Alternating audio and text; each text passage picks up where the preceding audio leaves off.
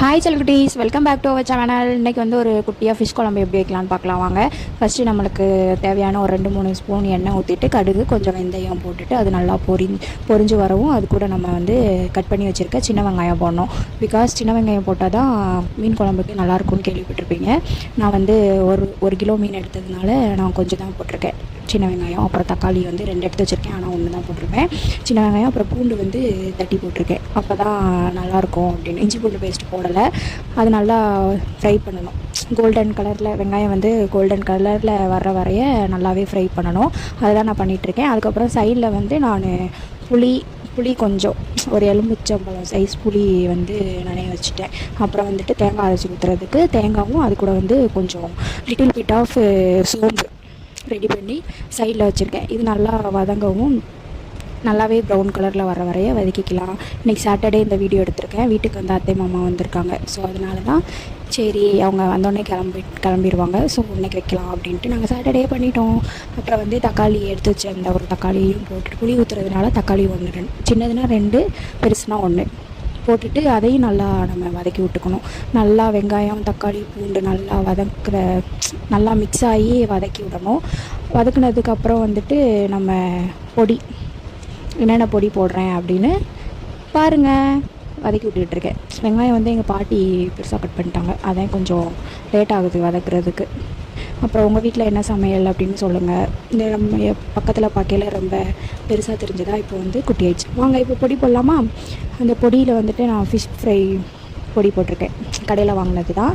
அது கொஞ்சம், அப்புறம் லைட்டாக மஞ்சள் தூள். மீனில் வந்து மஞ்சள் பொடி போட்டு வாஷ் பண்ணி தான் வச்சுருப்போம். ஸோ வந்து லைட்டாக போட்டால் போதும். அப்புறம் வீட்டில் அரைச்ச மிளகா பொடி அது ஒரு 2-3 ஸ்பூன் நாங்கள் போட்டிருக்கோம்.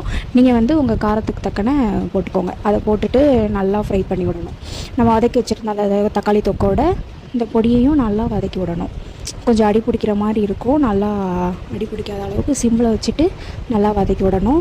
அதுக்கப்புறம் வந்துட்டு நல்லா மிக்ஸ் ஆனதுக்கப்புறம் நம்ம சைடில் புளி ஊற வச்சுருக்கோம் இல்லையா, அதை வந்து அதில் இருக்கிற வேஸ்ட்டெல்லாம் எடுத்து போட்டுட்டு புளியை மட்டும் நல்லா ஊற்றிக்கணும். அப்புறம் வந்து உங்கள் வீட்டில் எத்தனை பேர் இருக்காங்களோ அத்தனை பேருக்கு தக்கன தண்ணி ஊற்றிக்கலாம்.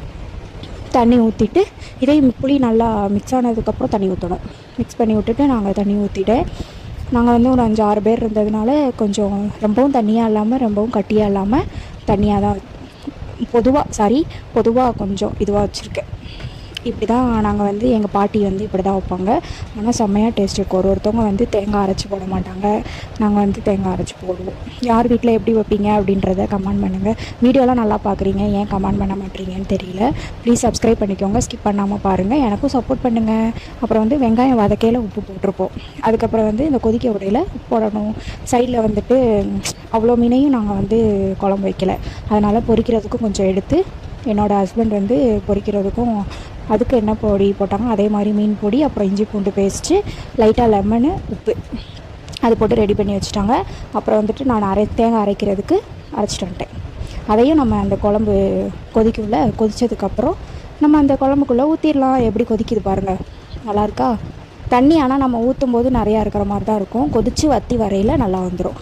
அப்புறம் வந்து அந்த அரைச்சி வச்ச தேங்காய் அப்புறம் சோம்பு அதை போட்டு அந்த மிக்சியில் இருக்க ஜாரில் இருக்க தேங்காய் அதையும் ஊற்றி நல்லா அந்த இதில் எதுவுமே ஒட்டிட்டு இல்லாமல் எல்லாத்தையுமே அந்த இதில் போட்டு குழம்புல ஊற்றி அதையும் நல்லா மிக்ஸ் பண்ணி விட்டு அது ஒரு 10 மினிட்ஸ் இல்லை 5 மினிட்ஸ் நல்லா கொதித்து வந்தால் போதும். மூடி வச்சுட்டு கொஞ்சம் நேரம் ஒரு 5 or 10 மினிட்ஸ் கொதிக்க விட்டேன். கொதிச்சிருச்சு. அப்புறம் வந்துட்டு மீனை போட்டுடலாம். மீன் வந்து நீங்கள் கிட்ட போடக்கூடாது, கொஞ்சம் தள்ளியே போடுங்க. நாங்கள் வந்து ரொம்ப குழம்புக்குலாம் ரொம்ப மீன்லாம் போட தேவையில்லை. ஒரு 5 இல்லை 6 பீஸ் போட்டால் போதும். அவ்வளோதான் நாங்கள் போட்டிருக்கோம். 2-3 மீனோட மண்டை, அப்புறம் வந்து 2 மீன் அது போட்டிருக்கோம். அவ்வளோதான், பார்த்தாலே தெரிஞ்சுக்கும் நாங்கள் இவ்வளோ தான் போட்டிருக்கோம். ஏன்னா குழம்புல இருக்க மீனை வந்து நாங்கள் சாப்பிட மாட்டோம். அதே மாதிரி நான் வந்து ஃப்ரை பண்ணதான் சாப்பிடுவேன், குழம்பு சாப்பிட மாட்டேன், எனக்கு பிடிக்காது. அப்போ இருந்தே நான் ஸ்கூல் காலேஜ் படிக்கும்போதுலேருந்தே எனக்கு பிடிக்காது. இதை வந்து நம்ம மீன் போட்டதுக்கப்புறம் ரொம்ப நேரம் வச்சுருக்கணும்னு தேவையில்லை. ஏன்னா அந்த போட்ட மீன் வந்து ரொம்ப வெந்துட்டுனா அது உடஞ்சி குழம்போட கொலன்னு ஆகிடும். ஸோ அது நல்லா இருக்காது. அதனால் கொதித்து வந்ததுக்கப்புறம் ஒரு 5 நிமிஷம் விட்டதுக்கப்புறம் நம்ம கரண்டி வச்சு கிண்டும் போதுமே நம்ம மெதுவாக பார்த்து கிண்டணும். போட்டு குழம்பு கொலன்னு அப்படி கிண்டக்கூடாது, மெதுவாக எடுத்துக்கிடணும். அப்புறம் வந்து எனக்கு வந்து மீன் பொரிக்கிறதுக்கு பிடிக்காது. நான் பொரிச்சிட்டேன்னா அப்புறம் நான் சாப்பிட முடியாது. யாருக்கெல்லாம் இந்த ஹேபிட் இருக்குதுன்னு சொல்லுங்கள்.